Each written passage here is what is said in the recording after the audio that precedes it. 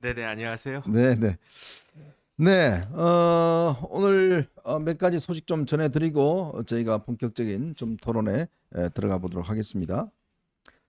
지금 이재명 대표, 전 대표네요. 참 이제 전 대표라고 불러야 되네요. 전 대표가 사퇴를 며칠 전에 했는데 요즘 뭐 돈이 떨어졌는지 모르겠습니다만은 그러니까 이재명 대표 돕기 운동 뭐 이게 지금 지지층들 사이에서 벌어지고 있다고 그래요.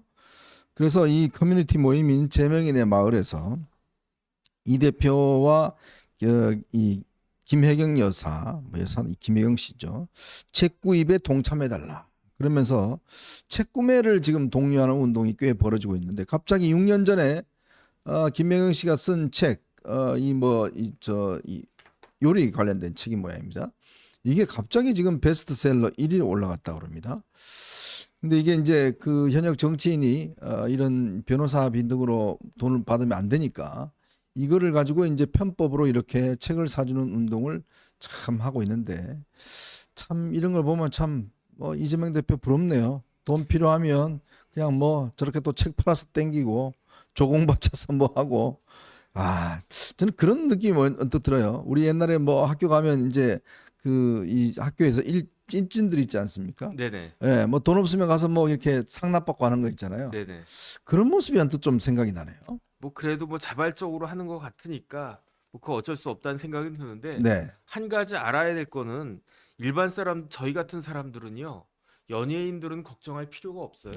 그래서 뭐 저 연예인 뭐가 어떻게 네. 됐대더라, 뭐 사기 맞아요. 당했대더라, 뭐 아무런 의미가 차라리 없더라고요. 제일 쓸데없는 걱정이 연예인하고 정치인 걱정이에요. 그다음에 이대호 선수 타율 걱정하는 거 하고 예. 연예인 걱정하는 건 할 필요가 없다. 마찬가지로 이재명 대표는 걱정할 게 없어요. 음. 뭐 굳이 뭐 이재명 대표 그렇게까지 할 필요가 있나? 아니 본인이 하시겠다라고 한 거 뭐 말리진 않겠는데 제가 봤을 때 또 걱정할 필요가 없는 사람이 조국 대표예요. 어허. 조국 대표 재산이 제가 봤더니 네. 50억이 훨씬 넘어요. 아, 지난번 이제 총선할 때 쭉 나오지 않았습니까? 그렇죠. 거기에 비하면 이재명 대표는 30몇 억이었으니까 음흠. 그러니까 조금 떨어진다고 하더라도 그렇게 여유가 있는 분들이 그만큼 그보다 더 여유가 있으신 분들이면 모르겠는데 그렇지 않은 분들이라고 하면 뭐 굳이 그렇게까지 신경 써주실 필요가 있는가 그런 생각이 들고요. 네. 그 다음에 이제 중요한 거는 김혜경 씨가 쓴 책 제가 보지는 못했는데 그 뭐 볼 필요 없어요. 요리책이니까.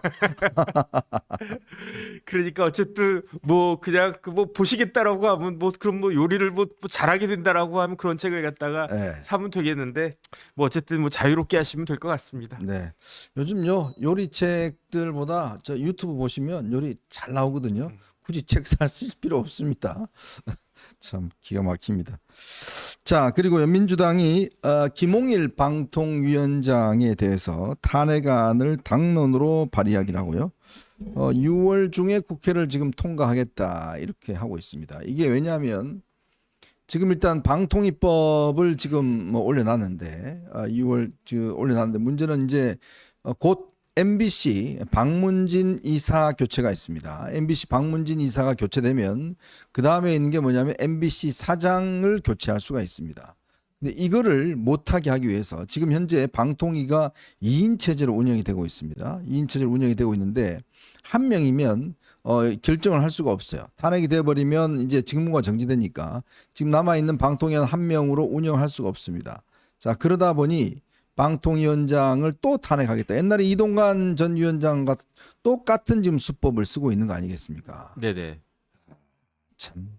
그러니까 이제 국가의 기능을 마비시키려고 하는 거죠. 네. 예컨대 김홍일 위원장이 어떠한 뭐 위법하거나 헌법이 위반된 행위가 요만큼이라도 있다. 네. 그러면 모르겠는데 하다못해 이상민 장관 같은 경우에도 9대0으로 지지 않았습니까? 그렇죠. 그런데 저게 탄핵을 한다라고 하면요. 그냥 국회에서 얼렁뚱땅 해가지고 공짜로 되는 게 아니에요. 네. 다 뭘 선임을 합니까?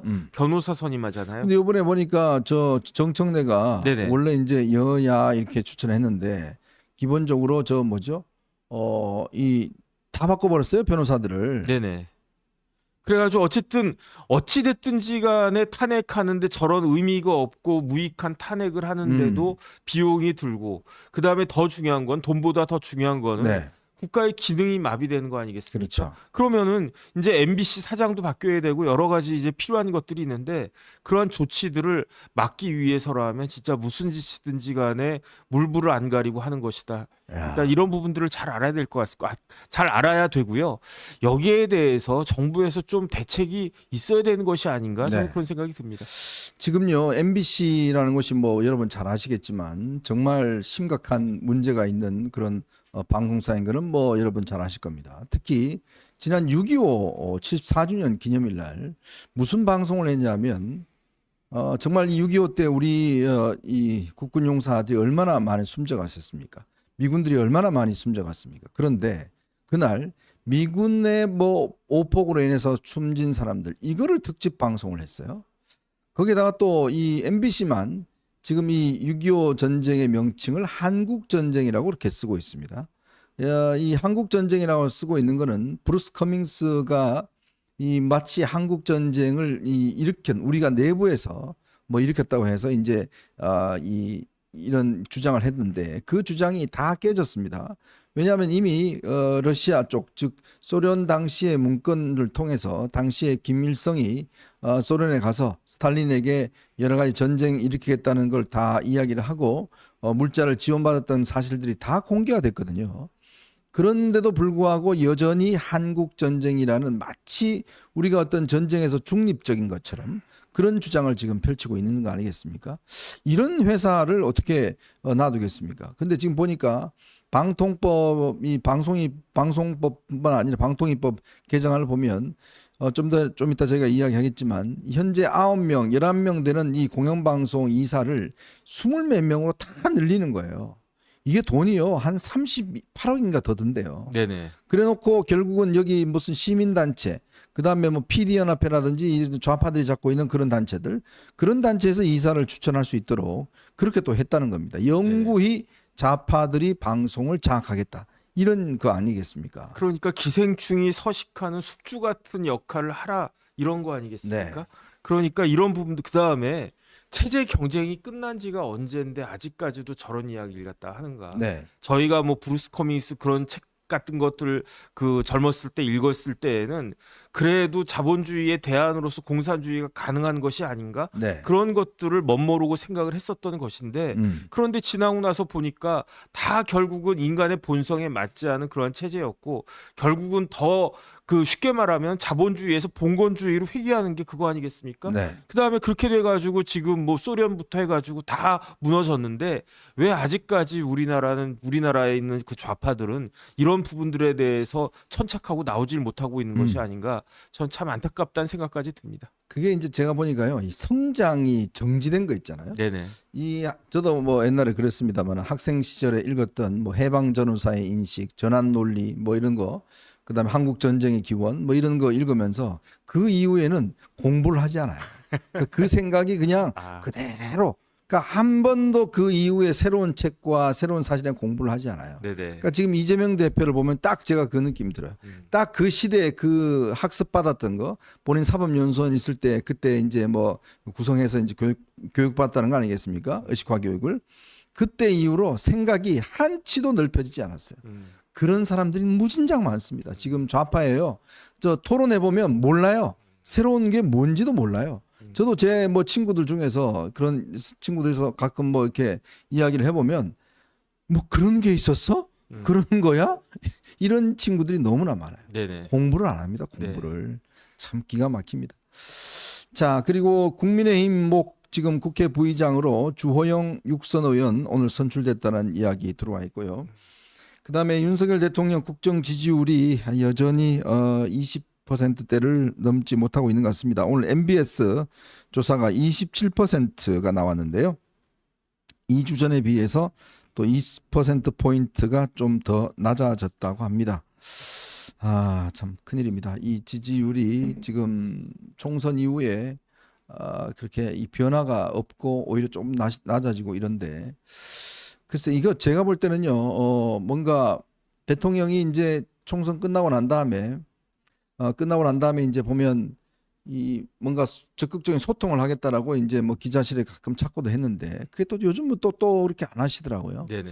그러니까 이게 사람들이 보시기에 그러니까 꾸준한가를 많이 봅니다. 당신의 행동이 얼마나 꾸준하게 진행되는가, 진정성 있게 진행되는가 이걸 보거든요. 그러니까 반짝 뭐 한번 하고 난 다음에 그냥 옛날로 돌아가 버리면 국민들 다 알아요. 그러니까 그런 거 있기 때문에 저는 대통령실이 좀 더 꾸준하게 좀 국민들과 소통도 하고 대통령이 뭐 잠시 뭐 기자들 한번 뭐 저 이 김치찌개 끓인 거 그거 말고 좀 더 적극적인 좀 저는 소통을 언론사하고도 좀 인터뷰도 좀 하고 뭐 국민들에게 좀 알리고도 하고 이런 것들을 좀 해야 되지 않을까 좀 그런 생각이 많이 듭니다. 네네. 자, 오늘 여러분들과 함께 저희가 세 가지 이슈를 가지고 좀 이야기를 해보겠습니다. 지금요. 국민의힘 경선이 진행되고 있는데 지금 원희룡 후보의 지금 도발이 조금 이 수위를 좀 넘어서고 있다는 지적이 있습니다. 특히 아마 모르겠습니다. 지금 여러 가지 여론조사 결과 여전히 지금 한동훈 후보의 뭐 상승세 계속 유지되고 있는 상황에서 그런지는 모르겠지만 좀 심하게 지금 이 한동훈 후보에 대해서 지적을 하는데 이게 결론적으로 윤 대통령을 지금 비난하는 그런 이 결론을 맞고 있어요. 네네. 그래서 이 이야기와 함께 지금 민주당의 2인자죠. 이 정청래 그리고 또 박주민도 여기에 가세를 했습니다. 아주 그 입들이 정말 참 더럽기로 그지 없습니다. 왜 이런지 요거 한번 제가 분석을 좀 해드리도록 하겠습니다. 자, 그리고 지금 민주당이 새롭게 입법하고 있는 법안들을 보면요. 기가 막히는 법안들이 너무나 많습니다. 요것도 한번 짚어보도록 하겠습니다.